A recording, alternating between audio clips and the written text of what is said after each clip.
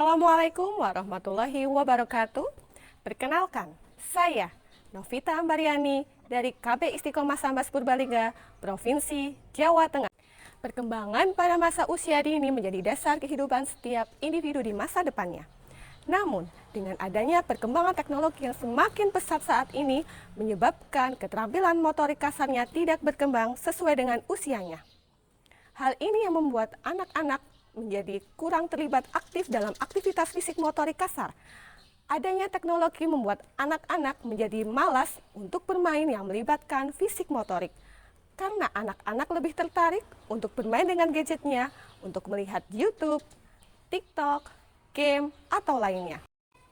Berdasarkan hasil wawancara antara guru, anak, serta orang tua yang dilakukan pada saat penerimaan peserta didik baru, sebagian besar anak dan orang tua menyampaikan sering bermain HP setiap hari dengan durasi yang beragam. Selain itu, didukung pula dengan hasil pengamatan guru selama masa pengenalan lingkungan sekolah atau MPLS yang dilaksanakan selama 2 pekan. Hasil pengamatan menunjukkan bahwa sebagian besar anak memiliki keterampilan motorik kasar yang belum berkembang dengan baik. Contohnya, pada saat guru mengajak anak-anak untuk bermain melompat di atas huruf, sebagian besar anak-anak belum menampakkan keseimbangan dan kelincahannya saat melompat sesuai dengan titik yang sudah ditentukan. Contoh lainnya, anak-anak belum dapat mengontrol gerakan tangannya untuk melempar bola ke arah yang sudah ditentukan dengan jarak tertentu. Pengembangan keterampilan motorik pada anak usia dini dapat terintegrasi dalam kegiatan pembelajaran dengan menggunakan berbagai metode dan strategi yang menyenangkan bagi anak. Adanya tantangan yang dihadapi seperti keberagaman bakat, minat, dan latar belakang pada anak diperlukan metode dan strategi yang dapat memfasilitasi keberagaman tersebut. Implementasi kurikulum merdeka dengan fokus pada penerapan pembelajaran berdiferensiasi mendukung untuk dapat memfasilitasi keberagaman tersebut. Pembelajaran berdiferensiasi memiliki makna di mana seorang guru dalam melakukan proses stimulasi menggunakan berbagai metode pembelajaran untuk memenuhi setiap kebutuhan dari anak. Kebutuhan tersebut dapat berupa pengetahuan, gaya belajar, minat, dan pemahaman anak yang berbeda. Adanya perbedaan tersebut harus dapat difasilitasi oleh seorang guru dengan menyediakan keberagaman jenis kegiatan main yang akan dilaksanakan selama proses pembelajaran. Pembelajaran berdiferensiasi dapat diterapkan untuk mengembangkan seluruh aspek pada perkembangan anak. Salah satunya dapat diterapkan untuk mengembangkan motorik kasar pada anak usia dini. Lalu, bagaimana cara penerapannya? Langkah awal yang dilakukan yaitu melakukan pengamatan melalui asesmen diagnostik yang dilakukan pada saat masa MPLS. Dari hasil pengamatan ini, guru dapat merancang kegiatan pembelajaran agar dapat mengembangkan keterampilan motorik kasar pada anak. Penerapan pembelajaran berdiferensiasi dapat diterapkan melalui bermain dengan semut. Semut merupakan akronim dari sentra musik dan olah tubuh. Kegiatan di sentra musik olah tubuh dapat mengembangkan motorik kasar yang melibatkan gerakan seluruh anggota tubuhnya untuk melatih kekuatan, keseimbangan, kelenturan, dan kelincahan. Langkah selanjutnya adalah penyusunan modul ajar dengan memperhatikan pilihan kegiatan main yang beragam, sumber dan media belajar yang menarik dan konkret, kata-kata pemantik, dan rencana penilaian perkembangan. Guru perlu merencanakan pilihan kegiatan main yang beragam dalam penerapan pembelajaran berdiferensiasi. Pilihan kegiatan main disesuaikan dengan kebutuhan dan minat anak. Penerapan pembelajaran berdiferensiasi melalui bermain dengan semut diawali dengan kegiatan menyiapkan lingkungan main. Dalam menyiapkan lingkungan main yang perlu diperhatikan adalah ketersediaan alat dan bahan yang aman untuk anak, keberagaman alat dan bahan, penataan lingkungan main dengan memperhatikan keleluasan anak untuk menggerakkan seluruh anggota tubuhnya. Penting juga untuk memastikan lingkungan main yang beragam sehingga membuat anak tertarik untuk melakukan eksplorasi dengan alat dan bahan yang disediakan.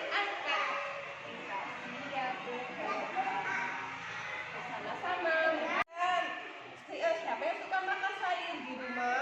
Aku. Sayur apa saja? Ada brokoli. Main ke pasar teman-teman. Langkah ketiga adalah memberikan inspirasi awal dalam kegiatan pembelajaran. Inspirasi awal dapat dilakukan dengan menggunakan sumber dan media pembelajaran yang disesuaikan dengan tema, antara lain benda konkret, buku cerita, video, poster, dan lainnya. Kegiatan ini bertujuan untuk memberikan inspirasi bagi anak terkait pengetahuan yang akan disampaikan dalam pembelajaran. Bukan sub saja, tetap. Mas Raka, jeruknya bagaimana rasanya ya? Manis atau asam? Langkah keempat adalah memberikan kebebasan saat anak bermain. Guru memberikan kebebasan pada anak untuk memilih kegiatan main sesuai dengan keinginan mereka. Guru juga perlu memberikan kebebasan kepada anak untuk memulai, menggunakan alat dan bahan, serta melakukan kegiatan main sesuai dengan cara yang mereka inginkan. Dalam hal ini, sesuai dengan penerapan kurikulum Merdeka yang menginspirasi anak untuk menggali informasi dan jawaban dengan cara mereka sendiri. Selanjutnya, memberikan umpan balik yang sesuai. Guru perlu memahami setiap perkembangan anak, karena setiap anak memiliki karakter yang berbeda-beda. Umpan balik yang diberikan dapat berupa motivasi saat anak bermain, dukungan saat anak menghadapi masalah, dan berupa pujian saat anak berproses.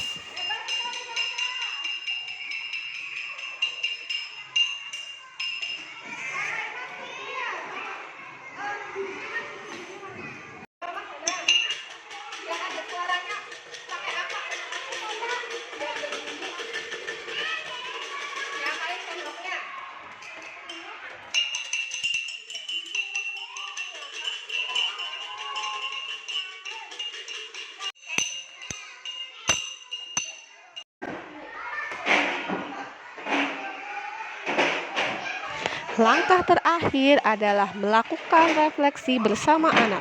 Kegiatan refleksi ini dilakukan pada tahap akhir kegiatan, yaitu penutup pembelajaran. Kegiatan refleksi dapat dilakukan berupa recalling. Anak diajak untuk menceritakan pengalamannya selama bermain, mengungkapkan permainan yang paling disukai dan permainan yang menurutnya sulit untuk dilakukan. Guru juga perlu menanyakan perasaan anak selama bermain tersebut, sehingga guru dapat menggunakan hasil refleksi ini sebagai bahan untuk merancang kegiatan main di tema selanjutnya.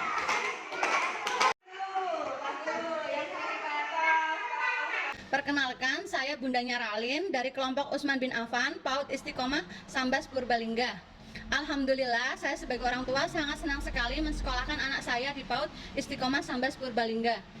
Banyak hal-hal positif yang dipelajarinya, diantaranya pengembangan minat bakatnya.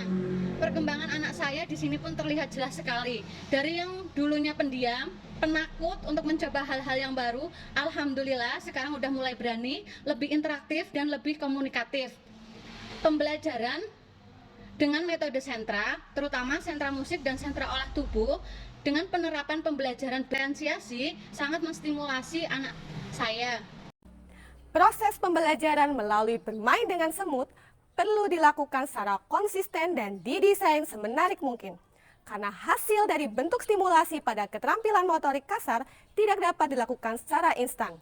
Diperlukan latihan secara berulang-ulang dan berkelanjutan sehingga anak dapat aktif menggerakkan seluruh anggota tubuhnya dengan lincah, kuat, lentur, dan seimbang sebagai upaya untuk mengembangkan keterampilan motorik kasar pada anak. Demikianlah praktik baik yang sudah saya lakukan dalam penerapan pembelajaran berdiferensiasi melalui bermain dengan semut untuk mengembangkan motorik kasar pada anak usia dini di KB Istiqomah Sambas Purbalingga, Jawa Tengah. Mari kita terapkan kurikulum Merdeka melalui pembelajaran berdiferensiasi untuk mengembangkan setiap aspek perkembangan pada anak usia dini. Salam sehat dan semangat. Terima kasih. Wassalamualaikum warahmatullahi wabarakatuh.